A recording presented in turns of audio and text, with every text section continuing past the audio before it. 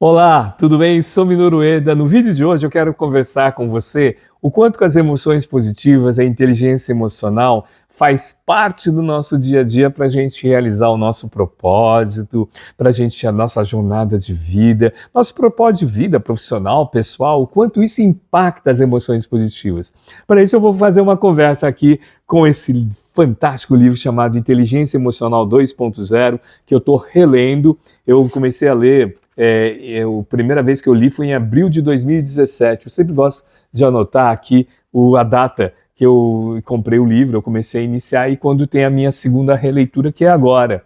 Só que aprendi com meu tio que ele desenvolvia muito isso, ele colocava sempre os livros, os títulos, a data, né, para ver a oportunidade. A gente observava aqueles livros amarelos, assim, e a gente falava, né, eu e os filhos dos meus primos, a gente ia brincar na biblioteca e a gente olhava aqueles livros amarelos, eu falava assim, nossa, seu pai leu todos esses livros. Aí os meus dois primos, não sei se leu, né, mas ele lia, sim, alguns livros, porque ele gostava muito de literatura e dava para perceber, porque ele também anotava, né, a gente anota. Agora, eu descobri esses adesivos transparentes aqui para a gente também destacar tudo isso. Mas eu continuo anotando com os lápis aqui. E é interessante que antes eu anotava com caneta. Esse é um grande desafio, porque depois que eu comecei a conviver muito com os livros em sebos, né, comprar livros usados, eu acho importante a gente anotar a lápis, porque a gente também, quando a gente doa, você vai apagando, né? Você vai apagando. E eu lembro que quando eu fiz 18 anos, eu já trabalhava nessa organização já há 4 anos, mas como muitos de vocês, nós iniciamos, né, a trabalhar muito cedo. Quando eu fiz 18 anos, no cartão do que o pessoal fazia, eu trabalhava na área de comunicação e treinamento, então o pessoal criava os seus próprios cartões, o pessoal desenhava tudo isso. E um dos meus mentores, né, aqui, ele escreveu, né, no cartão a lápis e cortou um pouco a borracha, um pedacinho de borracha. Ele falou, olha, eu estou escrevendo, e ao final da frase, ao final da mensagem, ele falou assim, provavelmente daqui a alguns anos, tudo isso não vai valer, talvez não faça muito sentido. Então, segue aí um presente, que é a borracha, para você apagar. Genial, hein? Olha que legal. Mas no vídeo de hoje eu quero conversar com você. Isso também é inteligência emocional, né? De você apagar, né? Virar a página. Porque às vezes a gente, de tanto ficar repetindo alguns desafios, alguns problemas, isso vai ficando marcado, né? Fica marcado nas nossas conexões neurais.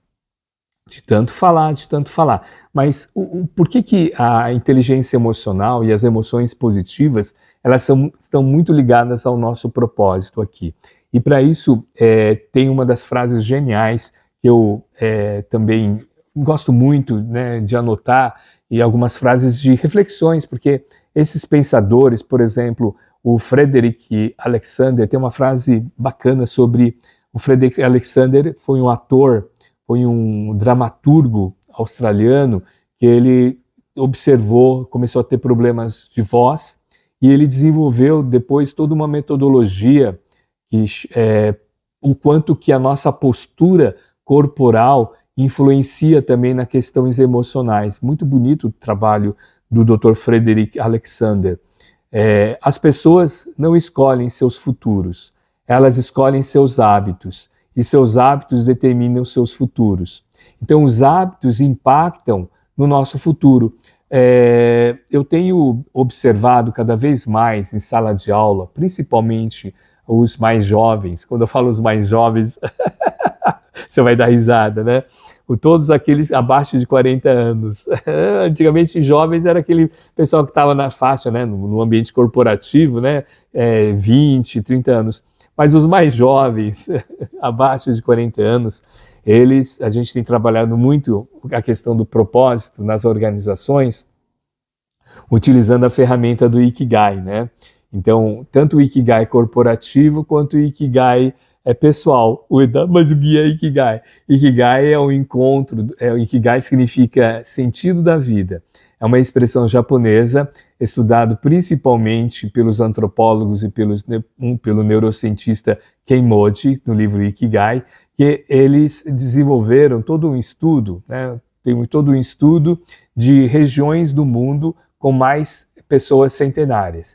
E dentre elas tem a região da Itália, a região da Grécia, região da Costa Rica, região dos Estados Unidos, na Califórnia, eles chamam de Zona Azul, e o Ikigai, a maior quantidade de pessoas centenárias com qualidade de vida foi percebida na ilha de Okinawa.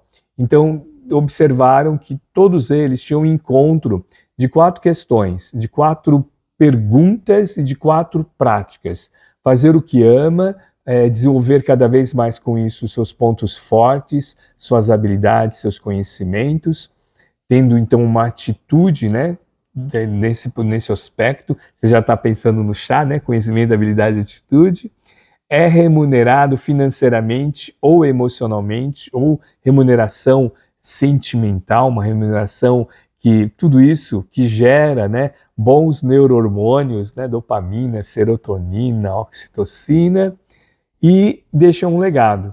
Então deixa um propósito. Então quando a gente trabalha em sala de aula, a gente faz essa combinação desses aspectos. Quando eu trabalho a mentoria, eu faço a combinação do Ikigai. Quando eu faço o meu próprio processo de Ikigai, é observar o equilíbrio, né? Tudo é um equilíbrio, pessoal. Às vezes, hoje, você está sendo remunerado para você está bem remunerado, mas todavia não tem um alinhamento com o que você ama. Talvez não tenha um alinhamento com seus pontos fortes. Talvez tudo isso você está desenvolvendo, mas você sente que não está tendo uma contribuição para a sociedade. Então, quanto que as competências emocionais, o quanto seus hábitos no seu dia a dia, por isso que eu fiz essa ponte com essa frase do Alexander, né, do Frederick Alexander, que as pessoas não escolhem seus futuros, elas escolhem seus hábitos, e seus hábitos determinam o seu futuro. Então, quando a gente está trabalhando o propósito nas organizações, o propósito nas devolutivas aqui na conversa com os mentorados, eu trago sempre os hábitos, os nossos hábitos ligados à inteligência emocional, os nossos hábitos que desenvolvem as emoções positivas para ampliar e construir todo um processo, seja de construir relacionamento, seja de ampliar, né, a nossa criatividade. Inclusive, esse é o estudo da doutora Bárbara Frederickson da Psicologia Positiva na obra Positividade. Mas a conversa aqui é com a Inteligência Emocional 2.0 dos autores Travis e com o Jean.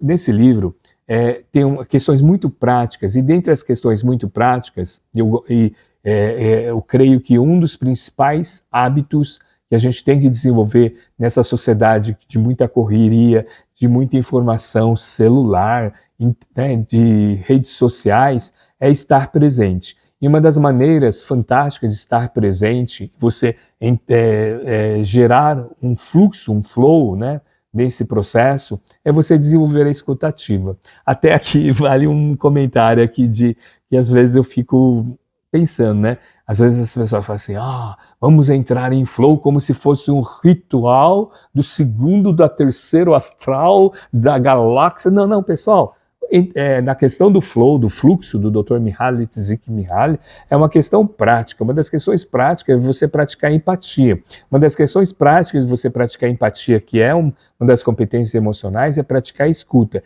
E o que dificulta a escuta? E aqui os autores, eles trazem 4 questões que a gente tem que parar de fazer, de parar de ter esse hábito. Por isso que essa questão do hábito, para que a gente cria um ouvir bem, ouvir com uma escuta empática, né? Eu também acho muito confuso essa coisa assim, uma coisa é ouvir, outra coisa é escutar. Na realidade, a expressão mesmo não tem validade. O que tem validade é a sua atitude e seus hábitos, né? Então, por exemplo, parar de falar. Ueda, mas é lógico, mas você tem que parar de falar. Eu lembro de um executivo que nós estávamos fazendo a mentoria, foi muito interessante, porque eu trabalhei a mentoria com o executivo principal e nós estávamos fazendo todo um trabalho de liderança positiva e liderança coach positiva com a equipe.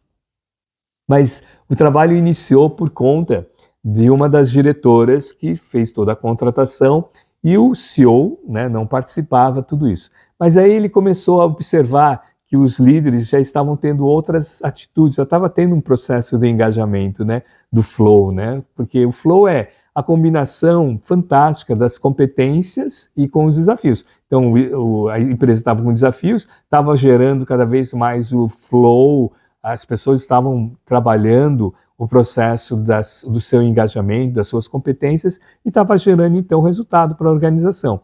Então, como o bolso é um dos aspectos mais importantes para acionar a questão mais racional, depois de um tempo, nós iniciamos a mentoria com esse CEO. E esse CEO, ele comentava assim, Ueda, eu estou fazendo, estou praticando tudo isso, mas as pessoas não estão participando, elas não estão falando. Aí eu falei assim, mas o senhor para de falar? Ele falou, não, eu dou um tempo, eu dou um tempo. Eu falei, mas como que o senhor dá um tempo, né? Como para as pessoas falarem? E olha que legal, né? Isso é bacana, porque uma das questões que comprova a importância de a gente se autoconhecer é que a gente tem pontos cegos. E um dos pontos cegos é o nosso rosto, são os nossos gestos. Aqui, quando a gente está nesse momento de online, aqui desse canal do YouTube, eu estou vendo aqui, né? Eu estou me vendo, mas uma das melhores coisas bacanas que vocês me oferecem de feedback é você se inscrever. Então, eu convido você a se inscrever no nosso canal. Então, inscrever é um feedback para mim. E aí, conversando com esse executivo, eu falei assim, qual é o feedback que o senhor tem que as pessoas não estão participando? Quando eu dou a palavra para as pessoas, elas ficam em silêncio, é o feedback imediato. Eu falei, ok, mas o senhor observa, o senhor tem autoconhecimento de como que o senhor expressa esse momento do espaço para as pessoas falarem? Quando está faltando mais ou menos uns 10 minutos, eu falo assim, então, pessoal, agora participa, tal, e olho para o meu relógio, falo, 10 minutos aqui, pessoal, né? E eu fico olhando para o meu relógio. Falei, então, esse talvez é um ponto cego que isso está dificultando o relacionamento, mas, Wendel, eu só olho para o tempo aqui. Aí, nesse momento, isso é bacana. Isso é bacana. Se você recebe alguns feedbacks e que talvez você fale, não, isso não ocorre. Isso não ocorre comigo, eu não tenho esse ponto cego, eu não faço caras e bocas. Então, faz um trabalho a gente chama isso de feedback 360.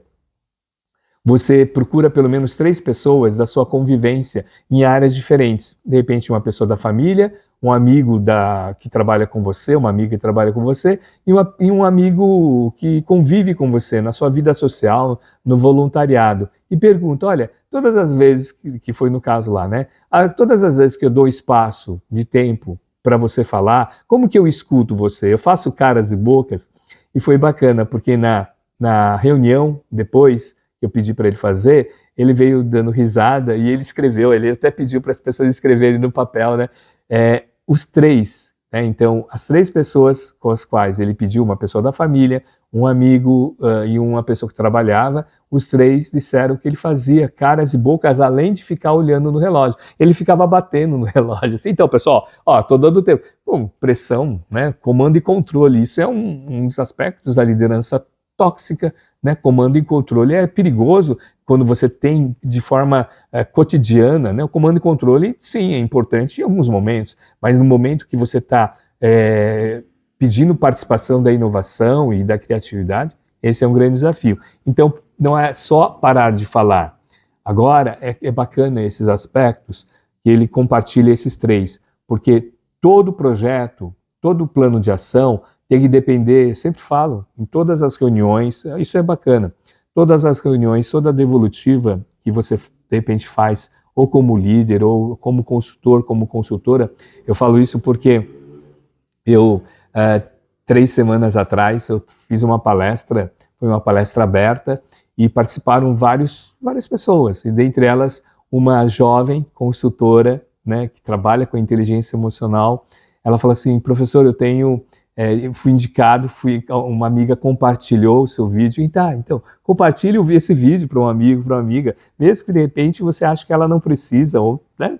E essa nossa agora amiga, porque eu compartilhei vários livros e hoje ela está acompanhando o nosso canal. Ela falou, olha, eu sou professora dessa área, eu dou aula sobre comportamento humano, tudo isso também nas organizações, e eu gostei muito quando você sempre fala esse aspecto, que toda devolutiva ou toda reunião tem que gerar um plano de ação que dependa 99% da própria pessoa. Por quê? Se você colocar plano de ação que dependa da outra pessoa, provavelmente vai ter uma autossabotagem. O que é autossabotagem? Eu não fiz isso porque a economia mudou, porque o tempo mudou, porque a outra pessoa não fez, porque a outra pessoa não acordou, porque a outra pessoa não entregou o relatório. E aqui eles dizem 3 questões muito legais. Parar com o monólogo interno. Então, quando você está no processo de escuta, parar com o monólogo interno, sabe? Aqueles monólogos ruidosos. Eu sempre comento aqui. Além de ser um monólogo interno, é um monólogo ruidoso. Então você fica lá pensando assim, eu estou ouvindo o Eda, mas eu preciso lavar louça, eu estou ouvindo o Eda, mas eu preciso agora ter uma reunião agora, eu estou com o Eda. Por isso que nas salas de aula, isso é muito legal. Durante muitos anos, eu ministrei aulas. A minha primeira formação foi na área de história, né? Então eu ministrei, né, aulas no período noturno das escolas e depois também como aluno eu sempre verificava, sabe, aquela última aula à noite, o pessoal cansado, a maioria já trabalhava, né, e tudo isso, aí chega um dos alunos, o professor fala, alguma dúvida? Aí sempre tinha aquele aluno que levantava e lá ficava a pergunta, faltava 10, 15 minutos, por isso que eu falo, última aula, 15 minutos, pessoal, 15 minutos antes, o pessoal já desliga, já fica aqui, fica com os monólogos, aqui que eu vou fazer, eu vou pegar um ônibus, vou pegar, tá chovendo, tudo isso, né? Então eu como professor, faltando 15 minutos, eu não pergunto mais nada, eu só falo, né? Já vou fazendo as conexões e tudo isso. Terceiro, então, primeiro parar de falar, segundo parar com o monólogo interno, terceiro, tentar adivinhar o que o outro vai falar. Tentar adivinhar, né, o que o outro vai responder. Então, aqui é muito, muito, muito importante. Às vezes, o fato de você conhecer a pessoa, de conviver mais tempo, essa pessoa já trabalha comigo, essa pessoa já vive comigo, você tenta adivinhar. E quando você tenta adivinhar, você desliga a sua atenção, porque, de novo, você começa, olha como está ligado, você fica com o monólogo interno, tudo isso, e você tem vontade de falar. Aí você fica olhando só na respiração, na jugular da outra pessoa para poder falar, né? E o outro, que também tem a ver com essa questão, é parar de que a gente possa responder. Aqui é fazer com que no seu dia a dia você escute para entender e não para responder. Viu como está encaixado? Parar de falar, parar com o monólogo interno, parar de tentar adivinhar o que o outro vai falar e parar de tentar responder aquilo. Mas primeiro, para você responder, você tem que entender o que a outra pessoa fala. Então, está falando. Por isso que esse é um hábito que é muito conectado ao nosso processo de um propósito. Se você tem um propósito de melhorar a sociedade, um propósito de tal, você tem que melhorar os seus relacionamentos e os seus hábitos. E quando a gente fala muito para os jovens no nosso dia a dia, e olha que interessante, teve uma jovem trainee que ela deu esse feedback, ela falou, professor, em casa todo mundo fala, todo mundo fala que eu comunico sempre muito bem, né? E às vezes eu não consigo compreender o que a outra pessoa está falando. Mas eu estou tentando. Ela falou assim, eu estou praticando a sua frase. Eu falei, que frase? Estou no processo de. Sim, porque isso mantém a nossa mente como um todo, que a gente está num processo de evolução. E ela comentou comigo e falou assim, mas professor, isso está me deixando muito ansiosa. E olha que bacana. A ansiedade, no processo do flow, das explicações do Dr. Mihaly Csikszentmihalyi, dos estudos, a ansiedade ela já está num processo de chegar no flow, porque a ansiedade é o indicador. Eu já estou consciente dos meus desafios e estou desenvolvendo novas habilidades e novos conhecimentos aqui. Então, nesse momento, eu comentei com essa jovem trainee, essa jovem executiva já, falei para ela o seguinte: começa a aplicar também a estratégia de ter um processo de autoempatia e observar o seu processo de evolução. Você está começando pequeno, por isso o Keymoji, no livro Ikigai, ele compartilha com a gente os 5 passos do Ikigai, né? Comece pequeno. Então, no caso dessa jovem, comece pequeno, você está começando pequeno, então você já está conseguindo parar de falar.